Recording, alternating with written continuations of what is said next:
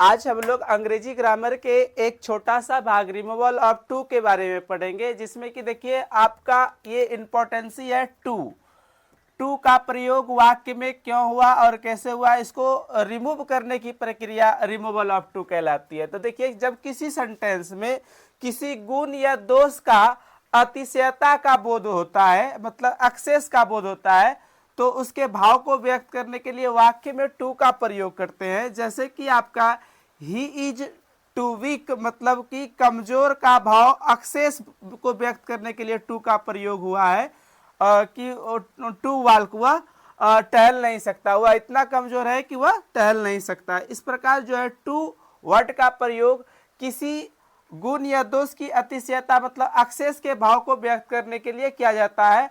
और किसी सेंटेंस से टू को रिमूव करने की प्रक्रिया ही रिमूवल ऑफ टू है। को रिमूव करने के लिए आप टू को सो में चेंज कर दीजिए। उसके बाद वाक्य के अर्थ के अनुसार अगला जो टू आता है इसको दैट में बदल दीजिए।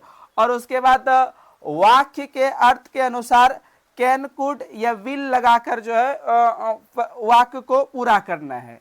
जैसे कि आपका एक एग्जाम्पल है, Sita is too slow to win the race, मतलब टू का जो यहाँ प्रयोग हुआ है कहते कम, मतलब स्लो उतना धीरे है, मतलब एक्सेस धीरे है, एक्सेस धीरे है।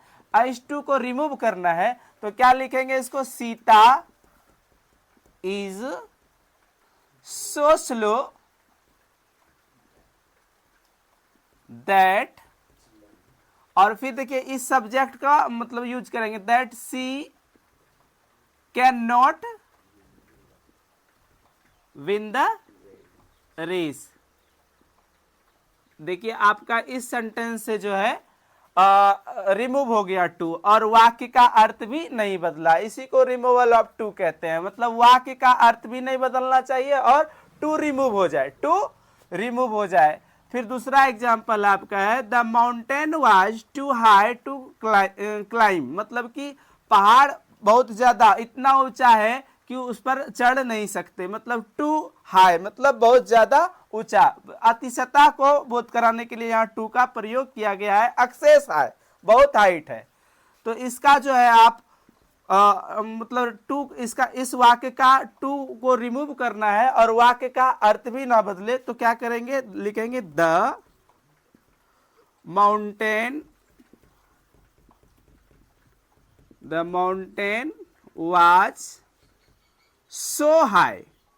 टू को किस में बदलेंगे, देखिए बताया टू को सो में बदल दें, तो सो हाई।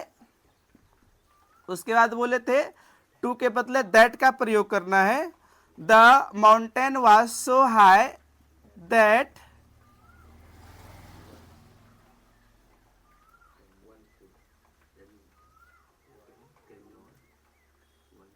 One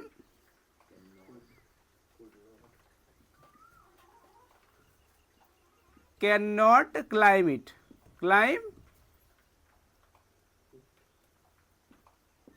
it. इसमें देखिए आपका कैन नॉट, नो वन भी लिखेंगे यहां पर। देखिए the mountain was so high that no one could climb it भी लिख सकते हैं, यहां पर कोई दिक्कत नहीं, दोनों लिख सकते हैं। The mountain was so high that one can not climb it, या फिर इसको वन नॉट को no one could climb it भी लिख सकते हैं इसमें। और फिर देखिए आपका एक सेंटेंस है, ही इज टू स्लो, मतलब वह उतना धीरे है फॉर ए रनर, मतलब कि वह मतलब कि एक धावक नहीं हो सकता, इतना स्लो है उसमें। तो इस वाक्य से टू को रिमूव करने के लिए क्या करेंगे, he is so slow, he is so slow. उसके बाद क्या करना है, सो slow that he can not be a runner, वह मतलब कि रनर नहीं हो सकता। और उसके बाद आपका चौथा एग्जाम्पल है, the fact is too evident to required proof तो इसमें टू को रिमूव करने के लिए क्या करेंगे, the fact is so evident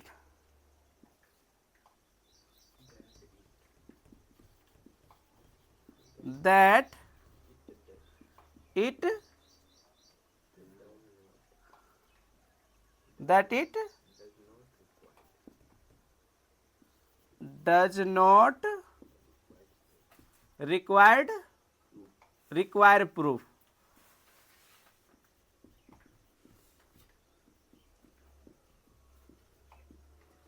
और फिर आपका ये देखिए सी इज टू इंटेलिजेंट, मतलब टू इतना इंटेलिजेंट गुण इसमें जितना इतना ज्यादा अतिशयता का बोध कराता है ये टू वर्ड, और नॉट टू अंडरस्टैंड इट, वो समझ नहीं सकता। तो इसमें नॉट रहे तो क्या करना है, इसको लोप कर देना है, नॉट नहीं आएगा आपका। जब रिमूव करेंगे टू तो क्या हो जाएगा, इसका she is so intelligent, she is so intelligent